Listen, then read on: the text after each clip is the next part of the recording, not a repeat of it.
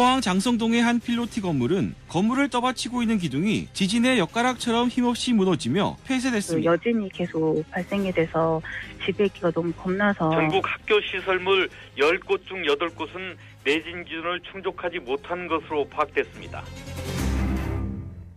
예, 그제 포항에서 발생한 지진의 여진이 계속되고 있습니다.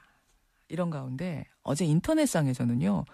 우리 집 내진 설계 간편 조회 서비스라는 페이지가 꽤 오랫동안 실시간 검색어에 올라 있었습니다. 이게 이제 서울시 건물들의 내진 설계 여부를 알려주는 페이지인데요. 서울시의 60만여 개 건물 가운데 절반만이 내진 설계가 돼 있더군요. 그렇다면 전국적으로는 어떨까요? 여러분이 사시는 그 집은 안전한 걸까요? 이분과 함께 짚어보죠. 한국지진공학회의 회원이세요. 건국대학교 인프라시스템공학과 이태영 교수 연결이 돼 있습니다. 이태영 교수님 안녕하세요. 네, 안녕하세요. 교수님 댁은 어떻게 내진 설계가 돼 있습니까? 지금 제가 살고 있는 집은 2002년에 지어져서요. 예.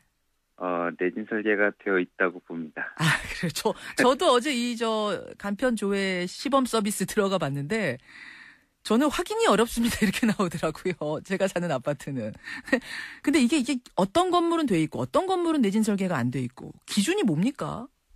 예, 그게 우리나라에서 1988년부터 건축물에 내진 설계를 도입을 했는데, 그 당시에는 6층 이상 건물에 대해서 적용을 했어요. 88년에?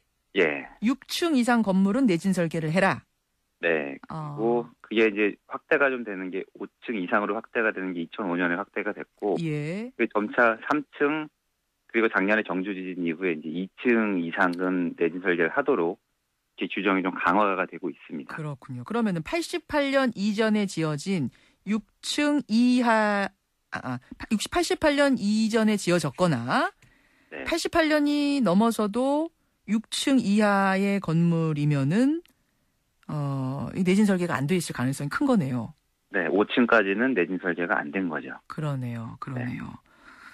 지금 들으시는 분들 중에 우리 집은 어떻게 되는 거지? 이것들 아마 파악하고 계실 텐데 지금 손으로 셈하고 계실 텐데 네. 전국적으로 실태가 파악된 게 있습니까? 그게 이제 국회의원들께서 이제 조사들을 하는데 예. 올해 7월 기준으로 해서 전국의 내진 대상 건축물 중에서 20% 정도가 내진 설계가 되어 있는 거로 밝혀졌습니다. 우리나라에 저층 건축물들이 많아요. 예. 그래서 아까 말씀드린 것처럼 5층 이하의 건물들도 많았고, 특히나 3층 이상을 포함한 거는 몇 년 안 되기 때문에. 그러네요. 예, 이번에 포항에서 사고가 났던 필로티 건물, 빌라들, 예. 이런 것들이 동수는 굉장히 많거든요. 그래서 이 내진 비율이 이렇게 떨어지는 겁니다. 그러니까 이게 규정이 바뀐 후에 지었는데도 안 지켰다 그런 얘기가 아니라 이미 규정이 강화되기 전에 지어진 건물이 워낙 많다 보니까. 예, 맞습니다. 지금의 내진 설계 기준으로 보자면, 지금 현재 기준으로 보자면 한 20%밖에 만족하는 게 없다. 네. 그래요. 일단 그럼 하나하나 좀 보죠. 지금 정도의 내진 설계 기준이면은 앞으로 지어질 건물들은 괜찮겠습니까? 아니면 더 강화해야겠습니까? 설계 기준 자체를 보면은 문제가 없습니다. 그러니까 지금 제시되어 있는 건축 구조 기준에 맞춰서 설계를 한다면 예. 건축물의 규모와 상관없이 문제가 없어요. 지진이 와도. 지금 정도의 기준이면은 상당히 강화가 돼 있다.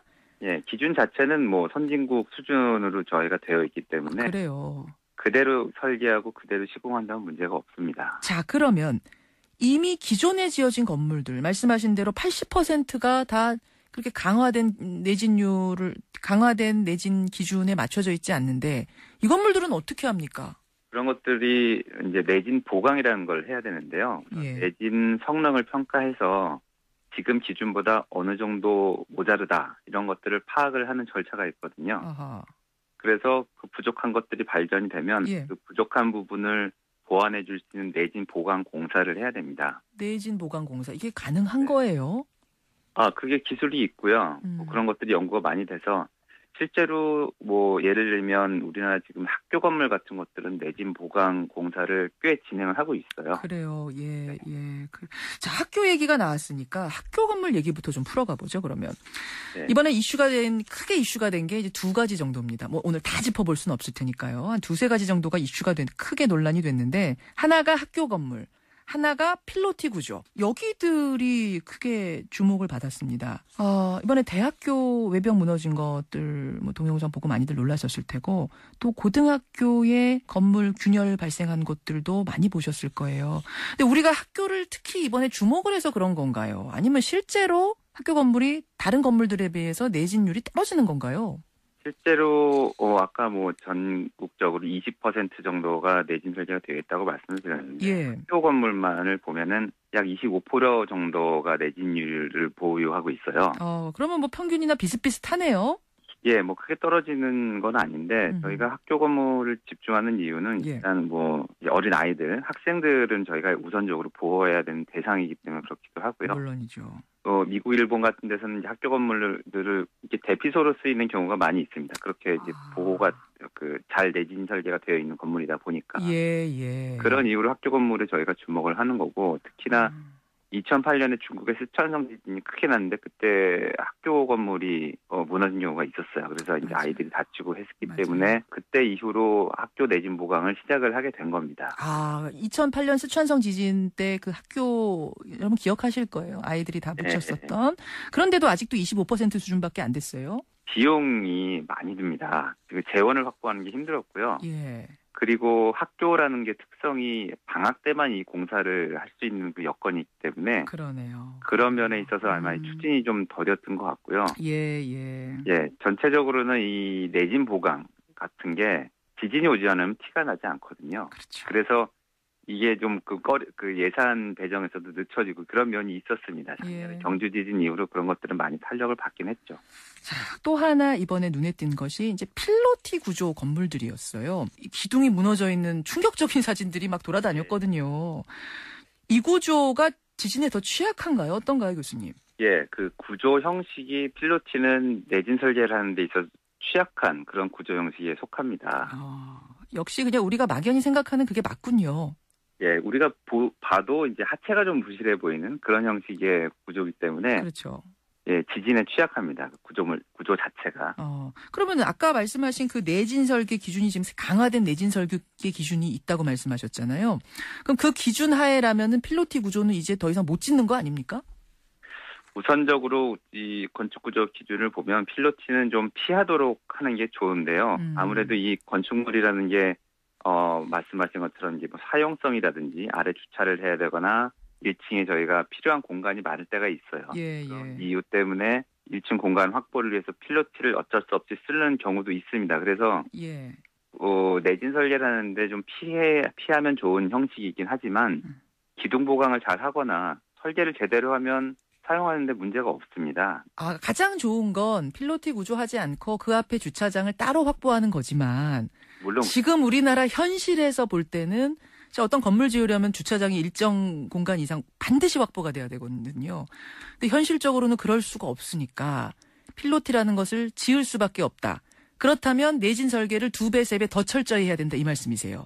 맞습니다. 그리고 건축구조 기준은 이제 그렇게 명시가 되어 있고요. 가능은 합니까? 더 철저히 한다는 게? 예, 기준에 나와 있습니다. 설계 기준에 자세하게 나와 있기 때문에 그걸 설계 기준을 잘 따르면 되는데 이번에 지금 현재 한국지진공학회 회원들하고 토목학회 회원들 이런 분들이 전문가들이 지금 내려가서 점검을 하고 계시거든요. 특히 장성동에 그 사고가 났던 이런 필로티 건물들 가서 조사를 해봤더니 예. 이게 아무래도 그 내진 설계 기준을 제대로 따르지 않은 것들이 좀 발견이 된 모양이에요. 특히나 그 심하게 부서진 그런 것들을. 맞아요. 또 그 기사는 잘 안 나오지만 이제 그분들이 조사하고 올려놓은 사진들을 보면은 예. 바로 옆에 있는 똑같은 형식의 필로티 구조물인데 멀쩡한 구조물들이 있더라고요. 똑같은 구조인데도. 예, 맞습니다. 근데 그게 이제 모양이 약간 다르던가 아니면 기둥의 사이즈가 다르던가 아니면 그 안에 있는 철근의 배치가 다른 겁니다. 내진 설계 기준을 잘 따르면 그렇게 멀쩡한 거죠. 바로 옆에 있는데도. 바로 옆에 있는데도. 그러니까 내진 필로티 구조의 내진 설계를 강하게 한다는 얘기는 기둥을 심긴 심때 조금 더 굵게 한다거나 그 안에 철심을 더 넣는다거나 뭐 그 철심의 모양을 어떻게 한다거나 이런 방법들이 있군요. 예, 그런 상세한 규정들이 있습니다. 예, 잘만 따랐으면 이번 우리가 본 사진처럼 그런 어처구니 없는 상황까지는 가지 않았을 거다. 네. 뭐 일단 피할 수 있다면 피하면 좋겠지만 현실적으로 불가능하다면 지금의 그 내진 설계 기준을 잘 지켜서 그대로 따라야 한다. 이 말씀이세요. 예. 알겠습니다. 학교하고 필로티 얘기를 해봤습니다. 오늘 뭐 시간 관계상 하나하나 다 짚어볼 수는 없겠습니다만 이번에 여러분들이 궁금해하셨던 그 궁금증들은 풀어주셨어요. 그럼 앞으로 어떻게 해야 될 것이냐. 이제 우리나라도 지진 안전지대가 아니라는 것은 확실해진 것 같습니다. 전문가로서 뭐가 더 필요하다고 보세요? 이번 지진은 특징이 구조적인 손상을 많이 줬어요. 이번에 말씀하신 필로티라든지. 맞아요. 또 크게 드러나진 않았지만 상수도가 파열된 데가 있었고요. 전기가 단절된 데가 있었고 또 우리가 라이프라인이라고 얘기를 하는데요. 우리 인간 네. 생활하는데 그리고 복구하는 데 꼭 필요한 그런 것들이 있거든요. 도로, 전기, 가스, 상수도, 하수도 이런 것들이 중요한데 예. 이런 것들도 손상을 입었어요. 그래서 내진 설계가 그대로 시공이 잘 될 수 있는 이런 절차, 검증하는 제도 이런 것들을 마련을 해야 되고요. 예. 그리고 또 라이프라인에 대한 대책도 우리가 다시 한번 돌아봐야 되는 계기가 됩니다. 이번에. 상하수도라든지 전기라든지 이런 라이프라인이라고 불리는 우리 생활에 꼭 필요한. 그러니까 무슨 사고가 발생했을 때도 우리 생명을 지켜줄 수 있는 그 기본적인 인프라들이 튼튼하게 돼 있는지도 점검하고 가자 이 말씀이세요. 네.